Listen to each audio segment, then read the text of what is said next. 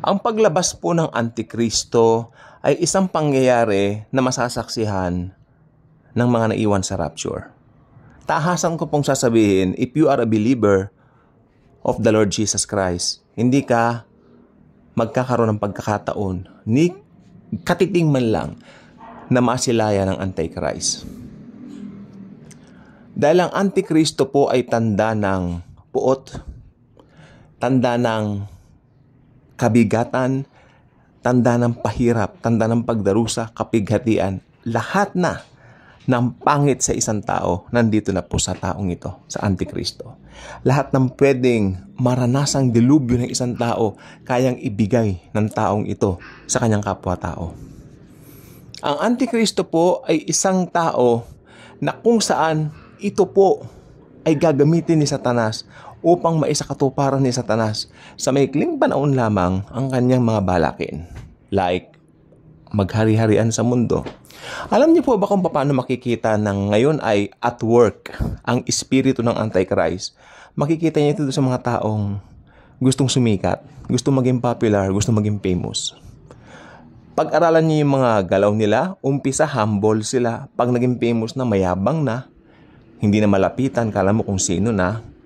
Malamang marami kayo nakikitang ganyan ng mga personality sa social media. Pero minsan may sinabi minsan sa akin, kilala mo yung vlogger na si ganon? Sabi niya ganon. Natawa sa akin yung sasagot ko eh. May sinabi siyang pangalan pero hindi ko, sabi niya sa akin, kilala mo yung vlogger na si ganito ganyan? Hindi ba nung umpisa humble yon? Tapos ngayon yumabang? I never heard of that vlogger. Hindi ko sila kilala kako kasi pag nanonood ako ng YouTube, ang nagpapaplagi sa akin mga preachers, Tony Evans, David Jeremiah, Rene Rowland, Buzz Rijken, at saka yung mga music ng Carpenters, Eagles, yan mga inaano ko dito sa YouTube. Tapos mga news, siyempre, mahalaga mga current events. Pero yung mga vloggers, hindi ko alam, hindi nagpapapap sa akin. Sorry po. No? Yan, natawa siya sa akin, ay hindi mo pala kilala. Oh, maski lang making ulo niya. Who cares? Hindi ko siya kilala kako. Talaga hindi ko kilala po, no? I don't know. Ibig sabihin, yung mga taong nagsabi sa akin noon, yung mga taong gano'n ang pinapanood nila. Alam nyo, huwag kayong manonood sa mga taong walang idudulot na maganda sa inyo. Panoorin nyo yung mga taong nagbibigay sa inyo ng importansya. Tulad namin, sapagkat kami, alam namin importante kayo. Kaya that's why, binibigay namin sa inyo yung pwedeng mangyari sa inyo kung hindi kayo tatanggap sa Panginoong Jesucristo sa araw ng tribulation. Again, gusto nyo masilayan ng Antikristo, tignan ninyo sa asal at ugali ng mga taong nagbiging famous. Okay? Meron po siyang ganyan trait. Pangalawang trait ng Antichrist, isa po siyang, kumbaga, mahusay siya manloko. Diba? Deceiving. Meron siyang kakayanan na paniwalain ka. Na totoo yung mas sinasabi niya. Kaya nga po luluhod sa kanya ang buong mundo eh. Di ba? Pero syempre may mga magre-refuse, yung mga nakabasa ng Bible. Tandaan niyo may mga maliligtas po sa tribulation at great tribulation. Kaya nga po tribulation saints sila. Saklap nga lang po, the only way for them to be saved, samahan nila ng pugot. Pugot ng ulo.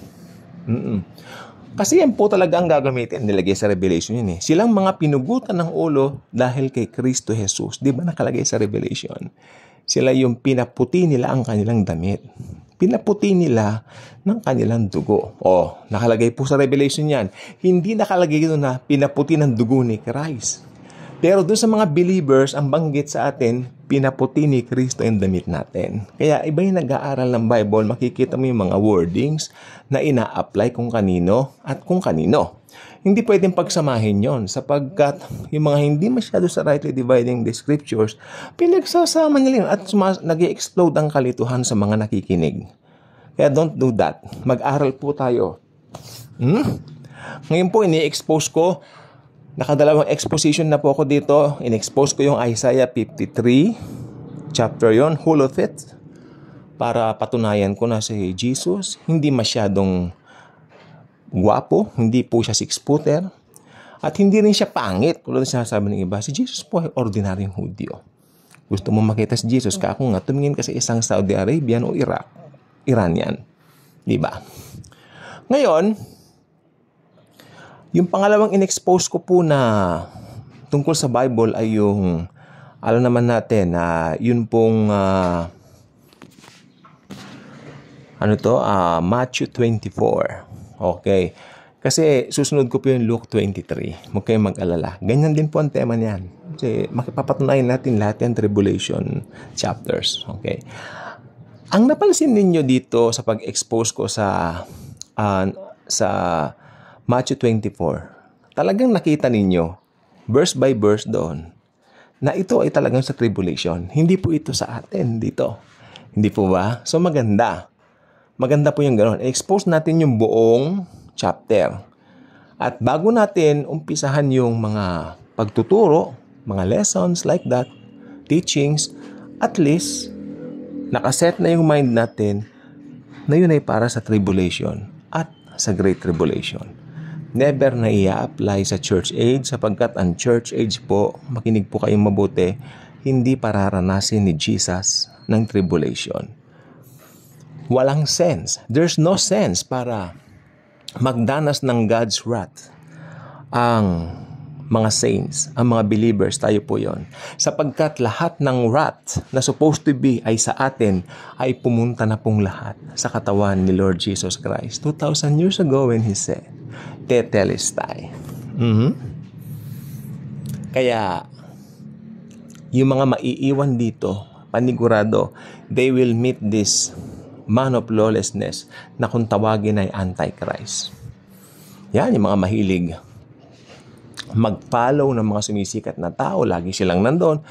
Alam niyo yung Antichristong yan, paglabas po niyan, sobrang sikat yan, maraming vloggers ang katabi niyan. Lagi siyang susundan ng mga vloggers until such a time, papakita niya na yung totoong kulay niya, matatakot na lahat ng tao sa kanya. Believe me. Kaya, kasi, tingnan nyo, paano siya hindi sisikat? Maibibigay niya yung kapayapaan. False nga lang.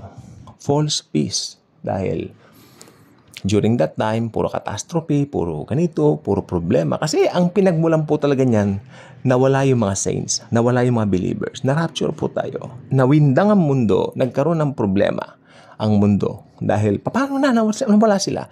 Then, lalabas siya, sasabihin niya, kinuha tayo ng mga aliens.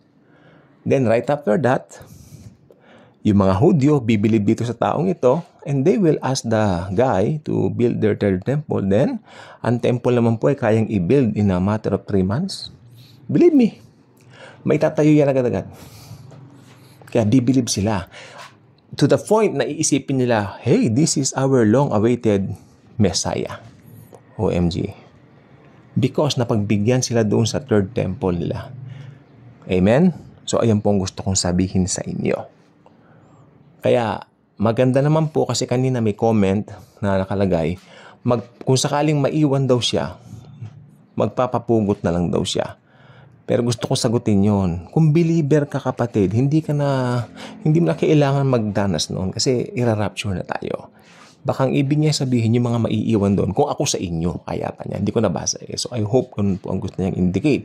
Kasi hindi po siya yun, kasi nandito pa tayo sa church age.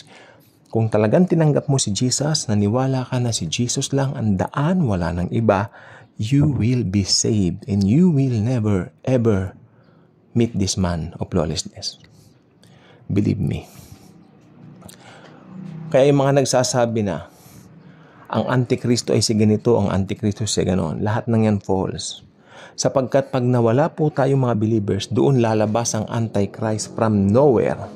Alam natin magmumula siya sa Europe, pero ibig sabihin, hindi siya kumakalampag. Halimbawa yung kakalampag muna siya, tapos bigla siyang magiging famous. Yung nakilala na siya, tapos biglang No!